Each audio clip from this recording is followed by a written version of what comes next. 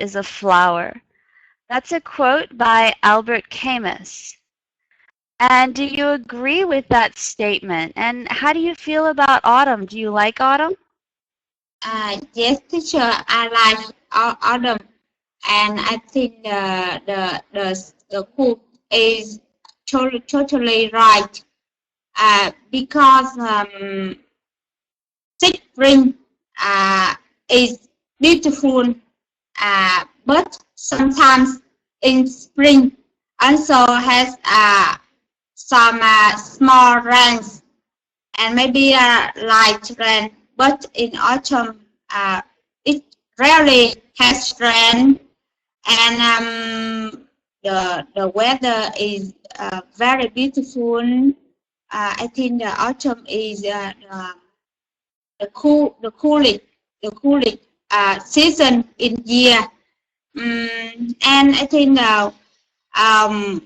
in autumn a lot of leaves if are very beautiful because they are colorful, and I think it's the most beautiful season in year. All right. Excellent. And it looks like we've had one more person join us. Hello, Nga. Right now we're talking about the quote, autumn is a second spring when every leaf is a flower. And what do you think about that? Yeah, I think this is statement is very sensitive to the autumn.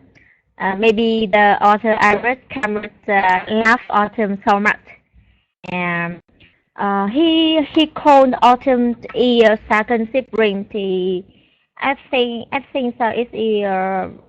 It is suitable because of on the leaf, on the foliage in the autumn is red color. So if you see the scenery in the autumn, at the romantic picture with the colors yellow and red, and you recognize flowers. Although the weather autumn is quite different from the spring. Spring is warm, makes people feel better, exciting or funny. But in the autumn, makes people sensitive. It's quiet, cool, sometimes sad. Because maybe because of the weather and the color of the autumn, in the spring, various colors of the flower, real flower, but in autumn, leaf, the leaf are light flower with only just red and yellow. Video scenery makes people sensitive, so there are many poetry or songs write about the autumn, the very romantic with the ideas. All right. Excellent. Thank you so much. Glad to have you in class. And now we'll move on to our vocabulary. In our vocabulary today, we have 6 words. And to begin, we'll work on our pronunciation. So I will say all 6 words, and then you please repeat those words. We have get away, get away, foliage, foliage, destination, destination, attractive, attractive, scenery, scenery, spectacular, spectacular. Okay, please repeat those 6 words. Thuy, go ahead. Yes, teacher.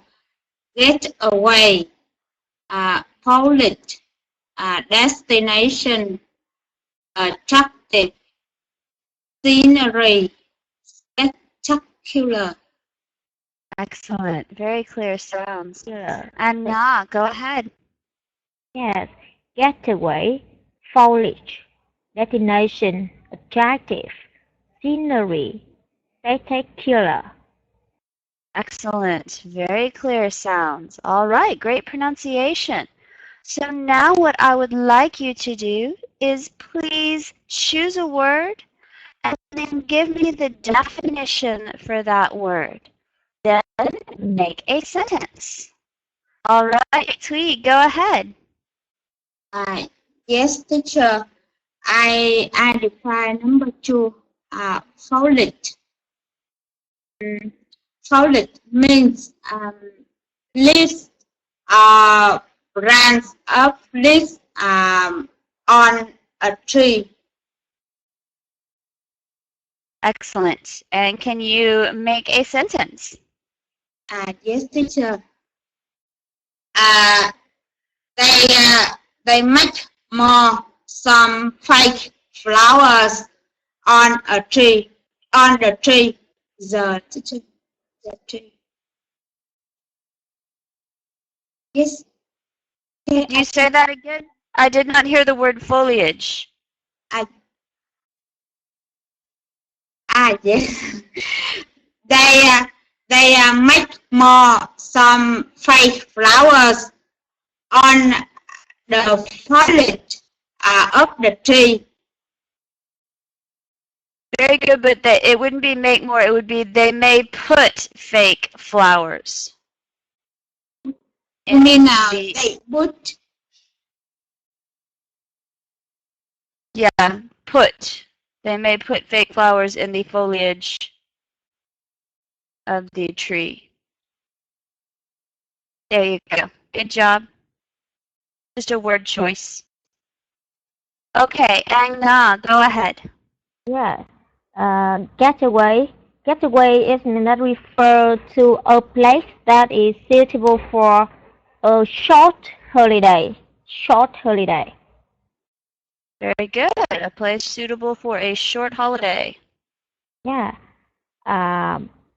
Because of I love the autumn so much, so whenever the autumn comes, I spend a week for the getaway in the mountains. Because I love autumn so much. You had a few extra words there. Because I love autumn so much, I usually spend the week on the getaway. I usually take a week-long getaway. Yeah. That's the way a native speaker would say that sentence. Because I love autumn so much, I usually take a week-long getaway. Yeah. All right? I try to give you ways that a native speaker would really make the sentences. Because a lot of times, especially once you start getting good at English, we have a tendency to make really complicated sentences. You know what I mean? Yeah. Try to make really, really complicated sentences, but native speakers usually don't talk that way. We usually make pretty simple sentences. Yeah.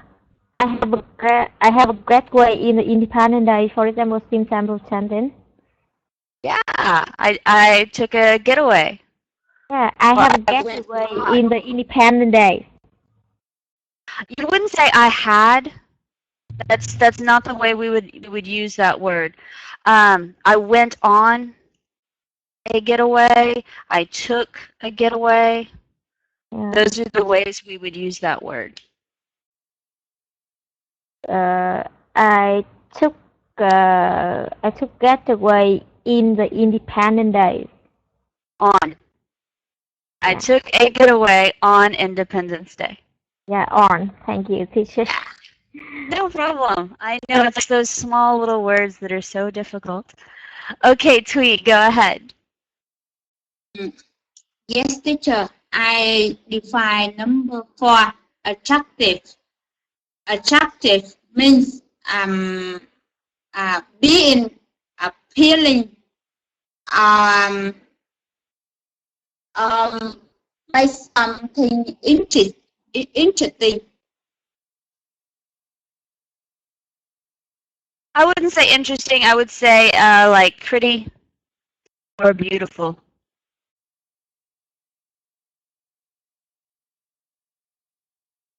Okay, I make a sentence. Interesting is more like of the mind, and attractive is more of the body. Yes, yes. Okay, I make a sentence. That is an attractive mountain, which I want to go there. I wouldn't say which, I would say and I want to go there. Very good sentence. Other than that, perfect. All right, excellent. And Na, go ahead. Yes. Destination. Destination is meant that a place to which somebody is going to come. Place that someone is going. Yes.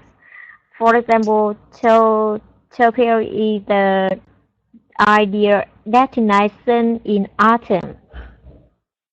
Perfect sentence. Tokyo is the ideal destination in autumn. Perfect. Yeah. And Sweetie, go ahead. Yes, teacher, I will number 5. Scenery. Scenery means surrounding views. Surrounding views, yes. Excellent. And can you make a sentence? Yes. There are a lot of beautiful sceneries in the north of Vietnam. Very good, but it would be is, not are. Scenery is an uncountable noun. So you wouldn't say sceneries, you would just say scenery. And so there is a lot of beautiful scenery. No S, teacher. No S. You would never have sceneries. Scenery is one of those nouns that it can be singular or plural exactly the way it is. Thank you. No problem. It's one of those strange, uncountable nouns. All right, and Na, go ahead. Yes, spectacular. It means that it is very impressive. Impressive. Excellent. And can you make a sentence? For example, China has become spectacular scenery. Perfect. Yeah. Excellent. All right. Does anyone have any questions over the vocabulary? If either of you ladies have a question, raise your hand. All right. Then we will move right on to our idioms. We have 2 idioms today. The first one is travel light. Travel light. If you are traveling light, then you don't take very much with you. You take very little, very few things, just enough. So travel light. So I usually travel light when I go places. I don't like to take a lot of luggage. Our example sentence for that is my new car has lots of cargo space, which is great for people like me who don't travel light. Okay, and then the phrase make your way. Make your way, it's usually going to or towards something, to move or to get somewhere. So I made my way to the fireworks display. I made my way at my job to get a promotion. All right, so those are some examples. I would like you to please make a sentence using one of these idioms. Okay, so Tweet, go ahead. Yes, teacher. I want to make my way to Maldives. Perfect. Perfect sentence. And Na, go ahead. Yes. Women often travel light. Women that often travel light when they go on holiday. Women don't travel light, but very good. Yeah. Excellent sentence. All right. Any questions about your idioms? If you have any questions about your idioms, raise your hand. All right. Then we'll move on to our sentence structure. Our sentence structure today is actually, it's a little confusing the way they worded this, okay? So we have it's not a major structure. It's more of a phrase. This is a phrase that goes at the beginning of a sentence. And it's either at the end, which is at the time when something ends. So at the end of World War II, many things changed. So at the end of something, so when something ends. And then there's the phrase in the end. In the end means there's usually a final decision. So eventually something happened, there was a final decision. So in the end, we decided to go to Quebec instead of California. So in the end is usually a conclusion or a decision. So you make a decision, and in the end, I decided this. At the end is an event. So an event ends, and you would say at the end. So that's the difference between at the end and in the end. All right, so I would like you to please make a sentence using the sentence structure. Okay, Tweet, go ahead. Yes, teacher. At the end of lesson, at the end of lessons, we sometimes ask teacher some questions. Very good, but don't forget your articles. At the end of the lesson. At the end of the lesson. Very good.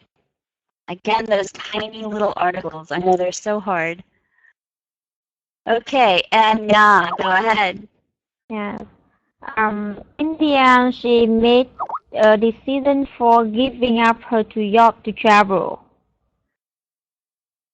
Very good, but it would be before she made a decision to give up her job. Yeah.